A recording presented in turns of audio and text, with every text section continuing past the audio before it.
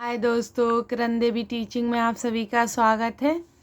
आज मैं स्टार्ट करूंगी कक्षा 8 की ज्योग्राफी स्टार्ट करूंगी और कक्षा 6 और 7 की ज्योग्राफी कंप्लीट हो चुकी है। क्वेश्चन आंसर भी हो चुके हैं उन दोनों के, एवं प्ले लिस्ट भी मैंने बना दी है। प्ले लिस्ट में कक्षा 6 एवं 7 की वीडियो डाली हुई है और डिस्क्रिप्शन में लिंक भी चेक कर लीजिएगा, उसमें आप उसको बात कर लीजिएगा। और दोस्तों, इस चैनल को सब्सक्राइब कर दीजिएगा। पहले आप लोग सब्सक्राइब नहीं करते हो, लाइक नहीं करते हो और बस थोड़ा सा वीडियो देखते हो चले जाते हो, इसलिए पूरा वीडियो देखिए।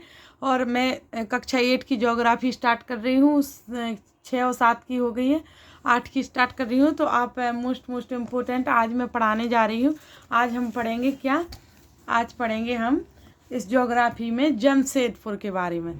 जमशेदपुर के बारे में क्या है क्या नहीं पूरा पढ़ूंगी डिटेल से, फिर क्वेश्चन आंसर भी लगाऊंगी। आज सिर्फ जमशेदपुर के बारे में पढ़ूंगी, फिर आगे बताऊंगी कि क्या पढ़ना है हमको। इस प्रकार से प्ले लिस्ट में जाकर चेक कर लीजिएगा वीडियो। दोस्तों, आज स्टार्ट करते हैं जमशेदपुर। चलो, 1947 से जमशेदपुर 1947 से पूर्व भारत में केवल एक इस्पात का कारखाना था। 1947 से पहले भारत में केवल एक इस्पात का कारखाना था। 1947 के पहले भारत में एक इस्पात का कारखाना था।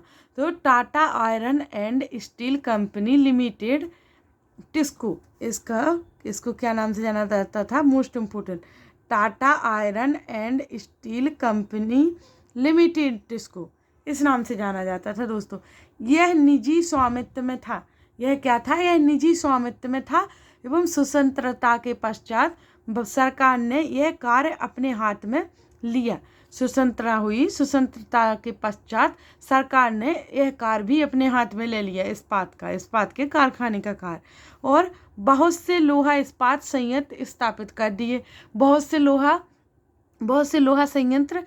इस्पात संयंत्र स्थापित कर दिए। और झारखंड में स्वर्णरेखा और खरकाई नदियों के संगम के समीप झारखंड में स्वर्णरेखा और खरकई नदियों के संगम के समीप साक्षी में सन 1907 में टिस्को की शुरुआत की गई।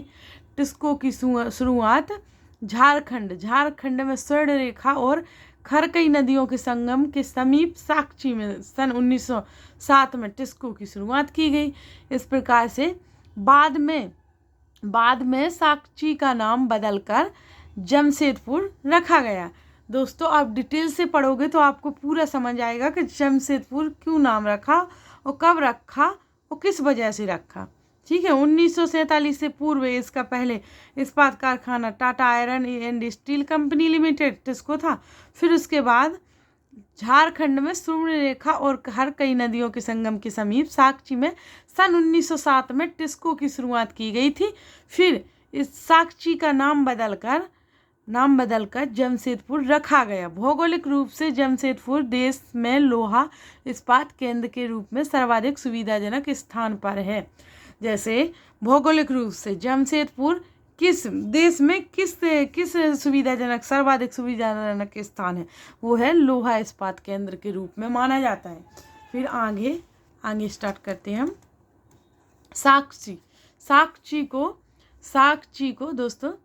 साक्षी को कई कारणों से इस्पात संयंत्र स्थापित करने के लिए चुना गया। जो साक्षी है ना, जिसको जमशेदपुर नाम से बोला जाता है, उसको पहले साक्षी नाम से बोला जाता था। वो साक्षी को कई कारणों से इस्पात संयंत्र स्थापित करने के लिए चुना गया। यह स्थान बंगाल नागपुर रेलमार्ग पर कालीमाटी स्टेशन से मात्र 32 किलोमीटर की दूरी पर था। जो स्थान बंगाल नागपुर रेलमार्ग पर कालीमाटी स्टेशन से मात्र 32 किलोमीटर की दूरी पर था। यह स्थान लोह अयस्क कोयला और मैंगनीज निक्षेपों के साथ साथ कोलकाता के निकट भी था, जहां विशाल बाजार भी उपलब्ध था। देखो, सॉरी दोस्तों, थोड़ा मिस्टेक हो गया। इतनी सारी वहाँ सुविधाएं थी। इस वजह से जैसे लोहे अयस्क कोयला और मैंगनीज निक्षेपों के साथ साथ कोलकाता के निकट भी था और जहाँ विशाल बाजार उपलब्ध भी था। टिस्को को झरिया कोयला क्षेत्रों से कोयला और उड़ीसा तथा छत्तीसगढ़ से लोयस्क, चूना पत्थर, डोलोमाइट और मैंगनीज प्राप्त होता है। खरकई और स्वर्ण रेखा नदियों से पर्याप्त जल की आपूर्ति भी होती है। सरकारी प्रोत्साहनों से इसे पर्याप्त पूंजी भी उपलब्ध होती है, जिससे जमशेदपुर में टिस्को की स्थापना के बाद कई अन्य औद्योगिक संयंत्र स्थापित की गई। जिस वजह से जमशेदपुर में टिस्को की स्थापना के बाद कई अन्य औद्योगिक संयंत्र स्थापित किए गए, क्योंकि वहाँ बहुत सारी सुविधाएं थी। तो इस वजह से और भी औद्योगिक संयंत्र स्थापित किए गए। इनमें रसायन इनमें दोस्तों रासायन इंजनों के पुर्जे, कृषि उपकरण, मशीनें, टीन के चादरें, केबल और तार का उत्पादन भी किया जाता था। सब कुछ होता था वहाँ पर, इसलिए उपलब्धता बहुत थी, उत्पादन भी था। भारत में लोहा इस्पात उद्योग के विकास से त्वरित औद्योगिक विकास आरंभ हुआ। फिर भारतीय उद्योग दिख रहा दोस्तों आपको, भारतीय उद्योग के लगभग सभी क्षेत्र अधिकांशतः अपने आधारभूत अवसंरचना के लिए लोहा इस्पात उद्योग पर निर्भर है। भारतीय लोहा इस्पात उद्योग में बेहद समकालिक इस्पात संयंत्रों के साथ साथ लघु आगे पढ़ते हैं दोस्तों, लघु इस्पात मिल भी सम्मिलित है। इनमें द्वितीयक उत्पादक, रोलिंग मिल और सहायक उद्योग भी शामिल हैं। इस प्रकार से हमारी थ्योरी है। अब मैं बता रही हूँ आपको जमशेदपुर के किस प्रकार से, देखो इधर ये चित्र के अनुसार समझा रही हूँ। देखो ये रही खरकाई नदी की उपलब्धता थी वहाँ पर जमशेदपुर के पास। हवाई पत्तन भी था वहाँ पर, टाटा इमारत कार्य भी होने लगे। ये साक्षी नाम पहले था, जमशेदपुर है ना, इसका नाम पहले क्या था, साक्षी। और स्वर्ण रेखा नदी भी वहाँ पर थी, डिमना झील को भी वहाँ पर थी, चिड़ियाघर, टाटा मुख्य अस्पताल भी, और टाटा नगर रेलवे स्टेशन भी था। बहुत कुछ सुविधाएं होते हुए वहाँ बहुत कुछ सुविधाएं थी, इसलिए जमशेदपुर को वहाँ स्थापित किया गया था। पहले इसका नाम साक्षी था और फिर जमशेदपुर कर दिया।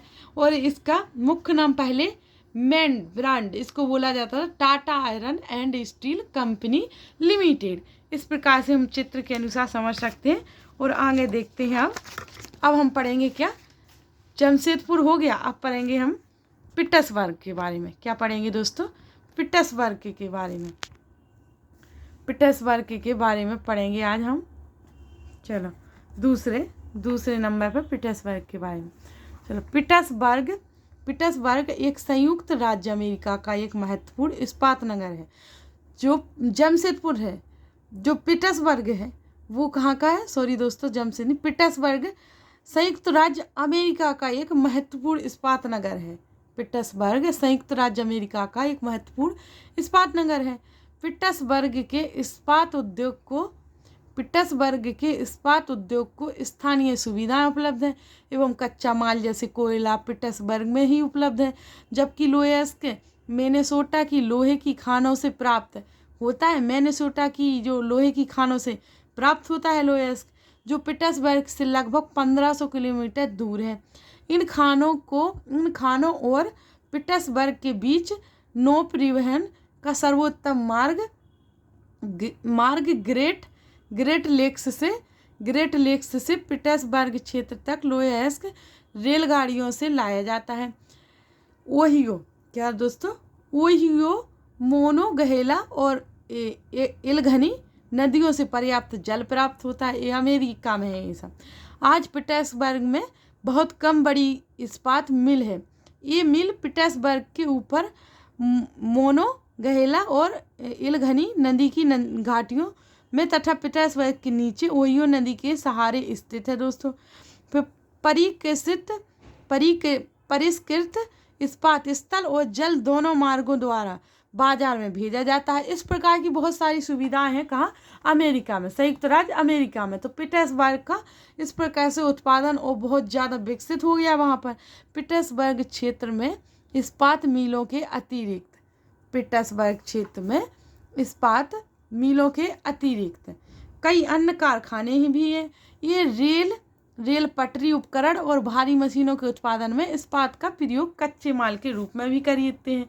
इस प्रकार से हमारा पीटर्सबर्ग है। पीटर्सबर्ग के लिए सुविधाएं बहुत ज़्यादा हैं और ये संयुक्त राज्य अमेरिका में है और 1500 किलोमीटर की दूरी पर है। पीटर्सबर्ग से लगभग क्या है, पीटर्सबर्ग से लगभग 1500 किलोमीटर की दूरी पर खाने हैं। कौन, लोयस की मेनेसीटा खाने हैं वहाँ पर 1500 किलो।